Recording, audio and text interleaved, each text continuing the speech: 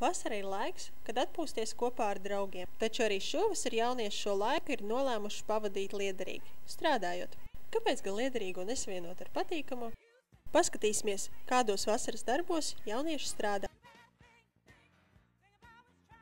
Ikdienā mēs šos jauniešus redzam Vecrīgā, bet kāds patiesībā ir viņu darbs? Arnolds ir katamarānu un laivu novietnes instruktors. Savu darbu viņš sāk 10:00, kad jāatver noma un jāiztīra inventārs.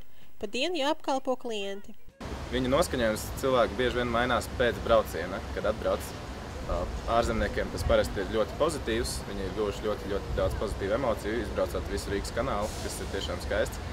Un latviešiem ir tā, ka viņi nekad nav braukuši un viņi nav zinājuši, ka Rīga var arī no šitāda skatu punkta apsīties. Un arī ļoti pārsteigti. Darbam nepieciešams valodas zināšanas, kā arī pozitīva un laipna attieksme. Tomēr meitenei šādu darbu vienai veikt būtu grūti. Darbā neiztikt arī bez kurioziem. Jaunieši kāpa pašā galā no laivām ārā, un viņš nevarēja sagaidīt savu kārtu. Viņš mēģināja lekt uz blakus esošo laivu. Viņš lec un zaudēja līdzsvaru, un laiva sašūpojās. Viņš nonāca uz nākamās laivas un rindiņā pa visām laivām izskrēja cauri un beigās galā iekšā kanālā. Un kā ar darba ieguvumiem? Pozitīvi uzlādēta vasara, daudz emocijas, daudz draugu. Šis ir Rīgas centrs, tāpēc vienmēr atnāks kāds draugs ciemos, noies garām aprunāties un līdz ar to nezūd kontakti. Kontakti netrūkst arī Vecrīgā strādājošiem velotaksistiem. Katru dienu tie piedāvā turistiem rikšā izbraukt pa pilsētu. Gadās, ka kāds turists jāved līdz viesnīcai, bet dažu klientu vēlmes ir vēl neparastākas.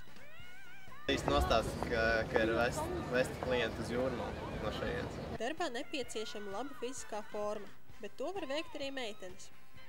Bija ļoti grūti pirmajā reizē. It kā ar parasto riteni ir savādāk, viņam tur līdzsvars jātur un tā, bet šitam tāds kā liels trīsritenis. Nopelnītā nauda paliek jauniešiem, un darba laiku viņi nosaka paši. Kādos mēs beidzam 11. jo mums nav skola, un tad vienkārši citreiz mēs aizējam kaut kur pasēdēt kādā kafejnīcā visi kopā, un tas ir interesanti, tas ir ļoti jautri.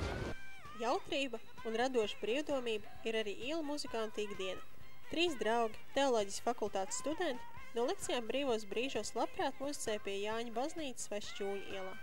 Mēs repertuāru izvēlamies vienkārši atkarībā no noskaņas. Tiksim, piekdienās cilvēkiem vislabāk patīk rokenrols, ceturtdienās vairāk blues. Ielu muzikantam nepieciešama uztriekstēšanās, muzikālā dzirde un harizma. Atšķirībā no koncertiem, ielu muzikantu klausītāju uzmanība tiek piesaistīta tikai uz 30 sekundēm. Ļoti forša lieta ir tieši iespaidi, un cilvēkus iet garām, daži piedejo, daži tur kaut ko plaukšķina, daži pat pienāk uz smaidi. Tas smaids ir būtībā visjaukākais.